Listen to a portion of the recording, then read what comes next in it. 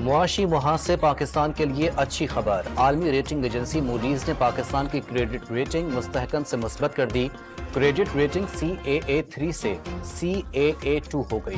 مہنگی بجلی اور ٹیکسز کے خلاف شٹر ڈاؤن ہڑتال جاری، اسلام آباد، کراچی، لاہور، پشاور اور کوئٹہ سمیت چھوٹے بڑے شہروں میں مارکیٹیں بند، تاجروں نے غیر معینہ مدت کی ہڑتال کی دھمکی دے دی۔ یوٹیلیٹی اسٹورز کی ممکنہ بندش پر ملازمین کا ڈی چوک پر احتجاجی دھرنا جاری، کارپوریشن کے اکاؤنٹس منجمد کر دیے گئے، جاری شدہ چیک باؤنس ہونے لگے۔ وفاقی وزیر داخلہ سے اقوام متحدہ کے وفد کی ملاقات، محسن نقوی نے وفد کو پاکستان میں کالعدم TTP کی دہشت گردی کے ثبوت پیش کر دیے۔ پاکستان میں انٹرنیٹ کی رفتار 2 سب میرین کیبلز کی خرابی کے باعث سست ہوئی، مسئلہ اکتوبر تک ٹھیک ہونے کا امکان ہے، PTA نے بیان جاری کر دیا۔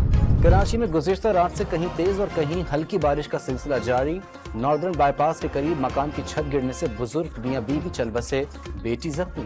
ملتان میں 17 کسی کے علاقے میں بارش کے دوران مکان کی خستہ حال چھت گر گئی، ملبے تلے دب کر ایک شخص جان سے گیا، 2 افراد زخمی۔ رحیم یار خان میں احمد پور لمہ روڈ پر تیز رفتار ٹریکٹر ٹرالی نے رکشے کو کچل ڈالا، ڈرائیور اور 2 طالبہ موقع پر ہی دم توڑ گئیں۔